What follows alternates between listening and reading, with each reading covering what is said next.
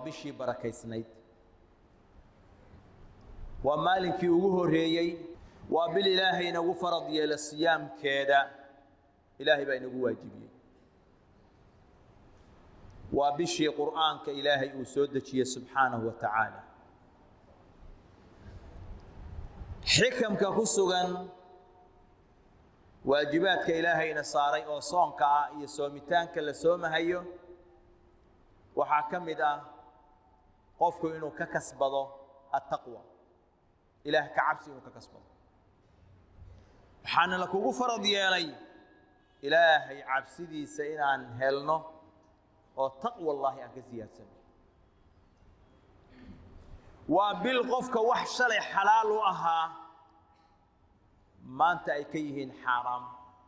أو نسميك صيامك يصونك اللي سوما يفضائش أولي هي آد بأفر بضنط النبي عليه الصلاة والسلام من صام يوما في سبيل الله بعد الله وجهه عن النار 70 خريفا هل ما لنقفك الصوم إلهي وددي سكو الصوم أي في طاعة الله ابتغاء وجه الله هل ما لنقفك الصوم وجهي سإلهي نار تكديريا تضبات تنقو إلهي نار تكديريا وتضبات تنصنع حديث كلا وحويان من صام يوما في سبيل الله جعل الله بينه وبين النار خندقا كما بين السماء والأرض قفك إلهي درتي الصوم مال وحويان إلهي وحو يالا أسقى يا النار دحدود إلهي وحو يالا خندق قدوين أيال لغتشيح وحو خندق اسكو جرا بين السماء والأرض السماء يا أرض أنت اسكو جران dhul jeexan oo isku jiro khandaq ah ayaa asaga naarta loo dhaxaysiya fi sabiilillahi wa nabi al-ilmi qaar waxay yiraahdeen waa qofka jihaadka ku jira oo asagoo jihaadka ku jira sooman qaar badana waxay ku tageen fi sabiilillahi fi taa'ati illahi ibtigaa'a wajhi illah asagoo ilaahay taa'adiisa ku dhex sugan ilaahay dartiina ay ka tahay ayuu soom صونك أعماشك لوحو أغبدلن يهي إلهي بايري عمل كست ابن آدم له إلا الصوم فإنه لي وأنا أجزي به صونك أنيقا عيالي أجزي زني قددي سأجر كان أنا بحنها يدع شهوته وطعامه من أجلي قفك صائم كا cunadiisa iyo shahwadiisa waa ka tagaya muxuu uga tagayaa ilaahay baa uga marqaati kaciyo oranaya min ajli aniga dartay buu uga tagaya ولذلك النبي نوح يري عليه الصلاة والسلام إذا كان يوم صوم أحدكم فلا يرفث ولا يسخط فإن سابه أحد أو قاتله فليقل إني امرؤ صائم haddii maalinkaa soonka la gaaro qof hadduu haleelo maalinkaa soonka yuunan samaynin siyaax iyo qaylo iyo buuq iyo fuxshi midna yuusan ku dhaqaaqin ha iska ilaaliyo haddii qofi rabo inuu caayo ama la dagaalo jawaabtiisu ha noqoto anigu waan soomanahay bas intaa ha noqoto ha ku yidhaahda anigu waa soomanahay waxaa la ilaalinayaa lisaankaaga iyo carabkaaga afcaashaada gacmahaaga iyo ficilkaaga waxun inay ka soo baxaan indhahaaga qofka sooma soon dhab ah waa qofka ilaahay subxaanahu wa tacaala waafajiyo in dhagihiisu ay soomaan oo inay xaaraan dhageystaan ay ka soomaan hees iyo wixii la mida indhihiisu ay ka soomaan waxun inay eegaan lisaankiisu uu ka soomo waxun inuu ku hadlo xibnihiisu iyo gacmihiisu ay ka soomaan inay mucaamalo xaaraama uu ku sameeyo farjigiisu uu soomo shahwada inuu ku guto ka soomo calooshiisu xaaraan inay cunto ay ka soonto qofka dhabtahay waxa weeyaan oo fadiilada siyaamka helahaya وقفك. ولذلك بقى النبي نوحي عليه الصلاة والسلام هبينك أوجه الرجال الشياطين توالى حرحرا والله كتينا ذيا أهل العلم قالوا وحي إلى أن ضدك اللي حرحرا هيو أو اللي كتينا ذينا هيو وضدك الصون كأركان تيسي شروط تيسي آداب تيسي أوفيي كوا سوية كوا الشيطان كم ملك السوق له لكن waxa laga yaabaa qofku inuu is yiraahdo shayaadiintii waa la xirxiray fisqiga iyo xumaantiina waan arkaynaa waxaan soo shayaadiintii kama dambaysa aa xirxirida la xirxiray qofka loo ilaaliyay oo laga xirxiray oo aysan taabanahayn waa qofka soonkiisa ilaashaday ama shayaadiinta la xirxiray waxa weeyaan kuwii waaweynaa ee kuwii yaryarka ah adigu iska ilaali marka iska dhici sidoo kale shayaadiintii oo dhan hadiiba la xirxiray yaa xirxiray shayaadiinul insi ilaa shayaadiintu waa laba nooc kuwa jinka ah oo adigu aadan arkayn ayagu ku arkahaya iyo kuwa bani aadamka ah oo insi ah oo hebel iyo hebel ah oo xumaanta iyo fisqiga ayagu shayaadiin ku ah yaa xirxiray kuwaas qofka waxa kale oo la xiriira an-nafsul ammaratu bis-suu nafta xun oo caadaadka xun caadaysatay oo la xiriirta qofka yaa xirxiray wixii ugu waaweynaa oo shayaadiinta ahaa oo waxaas oo dhan kicinaya hadii laga xiray adiguna inta ka adko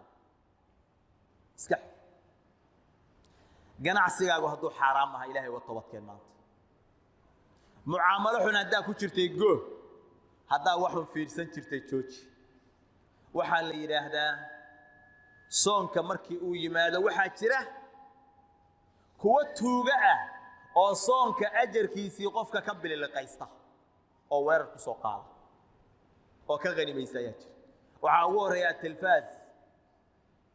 telefisyon hadda guriga ku yaalo waa musiibo la isku soo diray xasanaadkaaga iyo ajarkii aad shaqaysan lahayd oo dhan buu ka xiraya markaas wuxuu ku dhibayaa aflaam musalsalaad xariir ah oo aan kala go' lahayn dad badanna waxay sameeyaan xilligaasayba soo dhigtaan telefisyoonada oo guryaha ay soo xiraan oo waxay yiraahdaan ramadaanka ayaa isku mootinayna subhanallah bishii la rabay inaysan saacadi ka khasaarin ayuu wuxuu soo dhiganayaa inuu waqtigiisa dhan ku dayaco aflaamta musalsalaadka inuu fiirsado mid kala jiro asaguna xadaya qofka acmaashiisa baabi'inaya waa suuqa oo la aadahayo oo qofka aan waqtiga uu siinayo uusan u xadidnayn maalkaaga iyo dhaqaalahaaga uu salfanaya waqtigaagina waa baabi'inaya xanaaq iyo dambina waa kala kulmaysa qayla dhaan waa kala kulmaysa beecaagu inuu xaaraan noqdo dhici karta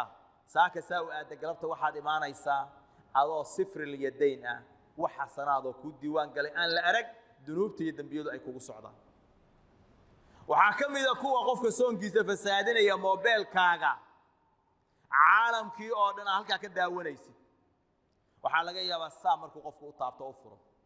dambiyadu inay ugu soo hoobtaan sida dhibicda roobka inay markiiba ugu bilowdaan hawdka qolkaanu galaya kanu u sii dhiibaya kanu daawanaya kanu fiirinaya ishiisuba wax ilaahay raali geliya ku dhici mayso dhagihiisu wax ilaahay raali geliya ku maqli mahayaan qalbigiisi waa madoobaan dambiyadii baa ugu socda maalinkii ramadaanka sidii dhibicda roobka ugu da'ayaan saas uu bilaabay la bilowday markaas wuxuu qaadanayaa saacada dheer ku baabiinay waxa kamida asaar dhafarka habeenkii la dhafraayo 5 saac iyo 6 saac waxa arkaysaa kuwa turub dheelahaya kuwa habeenkii ku sugahaya ilaa saxuurta inay isku madadaaliyaan ilaahay macsidiis iyo caasintiis kuwana gacmaha taagayaan salaatul leel iyo tahajjud bay ku jiraan ilin baa ka qubanaysa oo ka daadanaysa inna sa'yakum la shatta gurigan waa laga ooyayaa gurigan ku dhaganna waa laga dhafrayaa saxuurtii baa lagu suganayaa telefisyon iyo mobile iyo ciyaar iyo sheeko kanna waa laga ilmaynayaa inna sa'yakum la shatta a'maashinu ilaahay wixii way kala tagsanta wala layaal camalkaani waa bil sanadka dhan bil buu ka yahay sanadkii hore kuwii nala joogay imisaa tagtay oo maanta dhulka ka hooseeya oo aynan suurtagal u ahayn inay intaas oo kale oo khayra ay sameeyaan aynan suurtagal u ahayn hadduu awlaad fiican ka tegey laga yaabo inay u duceeyaan waxuun inay u sadaqeeyaan laakiin shalay faraxsanaa jamaacada masaajidkan ka mid ahaa maanta dhulka ka hooseeya hebel iyo hebel iyo hebel iyo hebel ka badan wey oo xaqiiqa ah haddii ilaahay maanta adiga ku gaarsiiyo aad xaadir tahay imisaa soonku u dhashay ayagoo jooga oo maanta waxa weeyaan guryaha yaalla isbitaallada yaalla oo soondadaasi ku xiran tahay oo neeftii loo raadinayo sidaas waxa weeye naqsiga ka xiran haddii laga qaado la leeyahay waa go'aya bishii way soo gaareen wayna soo haleeleen laakiin maxay ku soo haleeleen xasanaadkii iyo ajarkii ay kasban lahayn ma hayaan faya ayuha almiskiin qofka miskiinka ah oo maanta ilaahay caafimaad uu siiyey oo maanta halkan soo gaaray waqti kuu haray ma taqaanid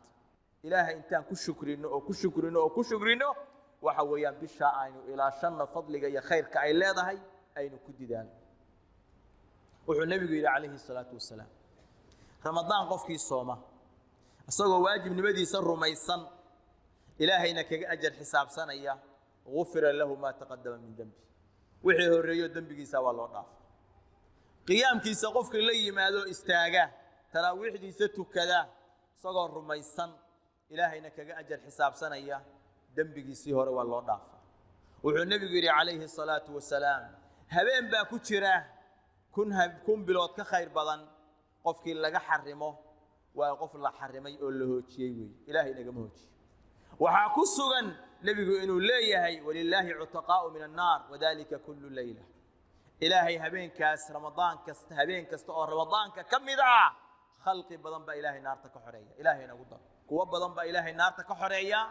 oo waxa weeyaan habeen kasta weeye xadiidka kale wuxuu tilmaamayaa fi kulli yawmin wa layla habeen kasta iyo maalin kaste oo ramadaanka ah waa 30 habeen iyo 30 maalmood ilaahay khalqi buu naartiisa ka xoreeyaa oo ilaahay naartiisa uu ka badbaadiyaa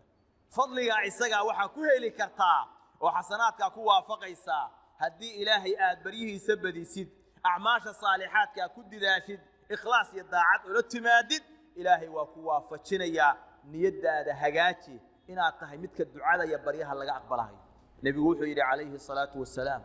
likulli 'abdin minhum da'watun mustajaba qof kasta oo kamida adoomadaas muuminiinta ee saa'imiinta ah waxa u sugnaaday baryo la ajiibayo leeyahay oo la aqbalayo leeyahay baryo la aqbalayo ayuu leeyahay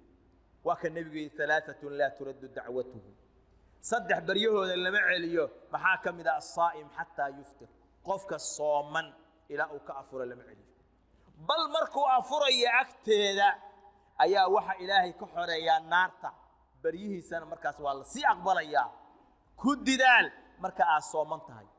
iyo marka aad afuraysid iyo habeenkii saacadaha dambe inaad ku didaashid oo ku didaashid waxa weeyaan fadaa'ishaas iyo khayrkaas inaynan ku seegin wixii ka dhacay oo dambiyana ilaahay uga toobadkeen subxaanahu wa ta'ala wa shahrul ghufraan bishii dambi dhaaf ka haysata ilaahay baan marti u nahay waxa masaa'ib dhacaya oo cudur yaalla oo masaa'ib jira oo waxa weeyaan ummaddu u taalo ilaahay baan marti u nahay subxaanahu wa ta'ala isaga ayaana inaga qaadi kara naftaada u ducee ahalkaaga u ducee dalka iyo dadka u ducee muslimiintana caam ahaan ugu ducee